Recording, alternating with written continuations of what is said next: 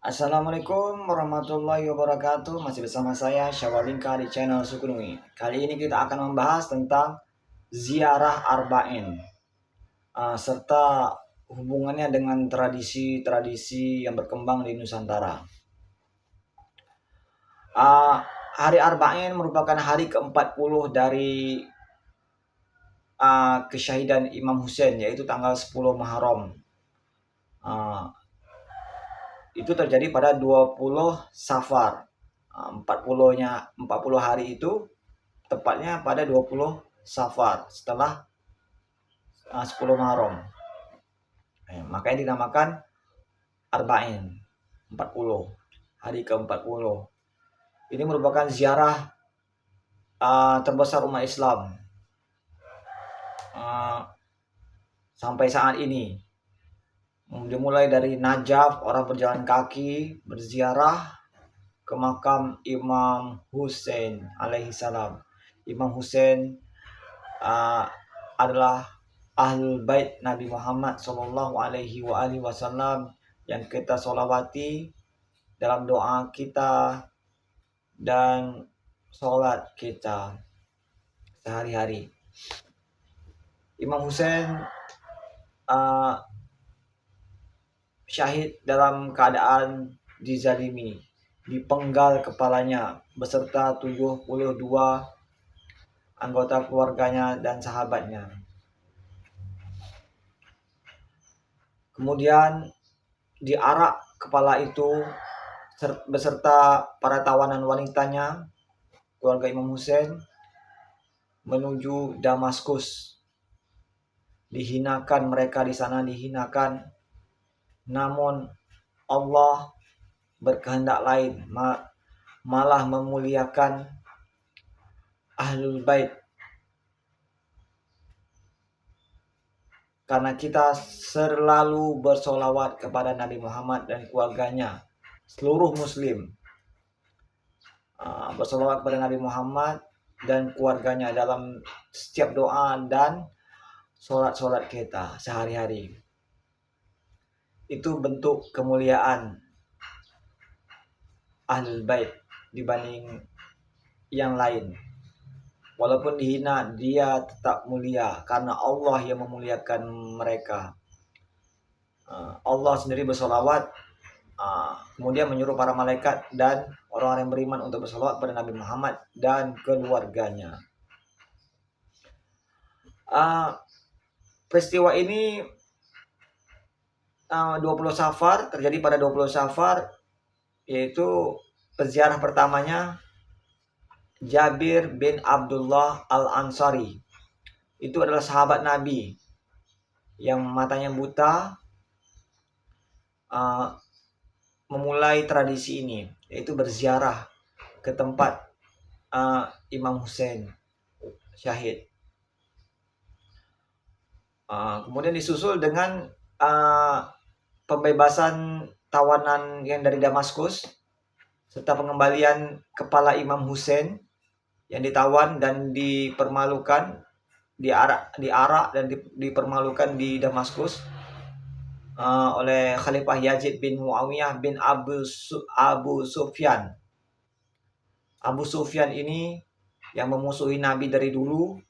Istrinya bernama Hindun yang memakan jantung Hamzah, pamannya Nabi, serta anaknya bernama Muawiyah yang memerangi Imam Ali. Kemudian anaknya Yazid yang memenggal kepala Imam Husain. Itu yang menjadi khalifah. Seperti inilah ketika kepemimpinan tidak mengikuti kepemimpinan ilahiyah, yaitu ditunjuk oleh Allah, yaitu Nabi Muhammad dan keluarganya yang kita salawati ini. Inilah jalan lurusnya. Namun mereka ingin berkuasa. Seperti inilah yang terjadi. Jika orang tidak suci, jika orang tidak ada jaminan dari Allah menjadi pemimpin,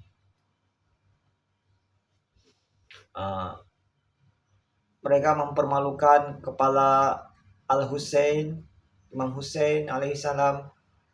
Padahal Nabi berpesan kepada umat Islam untuk mencintai keluarganya. Itu ada pada Al-Quran surah Asyura ayat 23.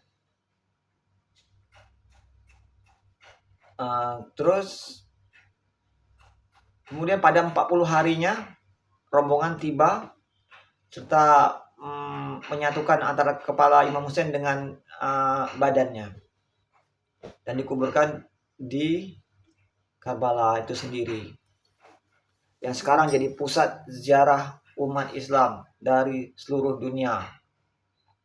Ketika bulan 20 Syafar ini tiba, orang-orang berziarah ke Karbala.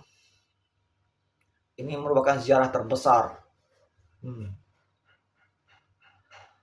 Tradisi ini juga sangat berpengaruh di Indonesia, di Nusantara, bukan di Indonesia saja, di kawasan Asia Tenggara yang lainnya begitu kuat tradisi ini, seperti kawasan Riau, Jambi, sampai Kalimantan, di Jawa, Sunda, Madura, Sulawesi juga ada, di Maluku juga ada. Tradisi ini dikenal dengan berbagai nama. Kalau di daerah kami Riau biasanya mandi safar dikenal. Walaupun tidak bertepatan pada 20 Safar, namun tradisi ini menyimbolkan hari keempat. Hari keempat yaitu Rabu, Arba, 4. Hari terakhir bulan Syafar. Rabu terakhir bulan Syafar itu menyimbolkan bahwa ada hubungan antara Arba'in dengan tradisi yang berkembang di Nusantara ini, Kepulauan Nusantara. Di situ diadakan mandi safar, pembersihan diri dan doa keselamatan agar terhindar dari bala. Ini mungkin pengaruh dari sana. Namun kita menjadi kebiasaan budaya. Inilah isinya itu, aslinya itu tentang menziarahi Imam Hussein dan meminta keselamatan dari Allah agar terhindar dari keburukan-keburukan kita, agar kita menjadi insan yang benar. Insan yang benar itu adalah Imam Hussein itu sendiri. Dan mereka adalah Nabi Muhammad dan keluarganya itu adalah uswatun hasanah bagi kita, contoh terbaik bagi kita, karena mereka adalah orang-orang yang dikasihi oleh Allah, orang-orang diselawati, orang-orang yang punya akhlak yang mulia. Kita bertujuan membersihkan diri ini untuk mencontohi beliau. Belum bersih diri kita ini kecuali kita mencintai beliau. Cinta kepada beliau akan membersihkan diri kita. Mencintai beliau akan merubah perilaku kita dari hal-hal yang buruk menjadi baik. Imam Hussein adalah orang yang suci, orang yang dijamin oleh Allah kesuciannya dalam surah Al-Ahzab ayat 33. Dia adalah kepemimpinan Allah di muka bumi. Di zaman ini Imam ke-12. Imam ke-12 yaitu Imam Mahdi Muhammad bin Hasan al-Askari alaihissalam. Ini adalah kepemimpinan sekarang. Waktu itu Imam Hussein yang memimpin. Atas usaha Zainab dan Imam Ali Zainal Abidin, rakyat Damaskus ketika itu menyaksikan langsung akan kemuliaan Ahlul Bait. Walaupun dihinakan oleh pemerintah, namun menimbulkan simpati dari masyarakat hingga para tawanan dibebaskan oleh Khalifah Yazid. Kepala Imam Husain pun dikembalikan lagi. Dari hari itu mulailah perjalanan ke Karbala untuk menyatukan kepala Imam Husain dengan jasadnya. Ada pula yang mengatakan bahwa ada kepala Imam Husain di Damaskus, itu petilasan. Ada juga yang mengatakan sudah dipindahkan ke Mesir, itu juga petilasan. Karena yang di Askelon itu katanya ada ditanam di sana. Nah, kemudian oleh dinasti Fatimiyah, karena waktu perang salib, sebelum menguasai perang salib, umat Kristen memindahkan kepala itu ke Mesir, di Kairo. Dan itu belum terbukti kebenarannya, karena kebenaran yang aslinya adalah kepala itu dikembalikan kepada keluarga Nabi, pada Zainab dan ahli-ahli keluarga yang ditawan, kemudian dibawa kembali ke Karbala untuk disatukan kepalanya. Ini merupakan pendapat mayoritas. Ini adalah pendapat yang kuat.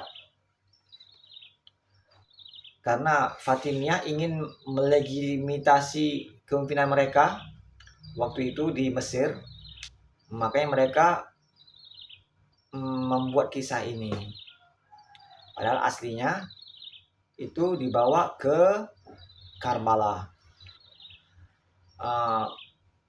Oke, begitulah hubungan antara tradisi yang berkembang di Nusantara ini dengan sejarah aslinya di Irak, di Karbala. Ini adalah merupakan tradisi yang bagus. Namun jangan sampai kita melupakan sejarahnya.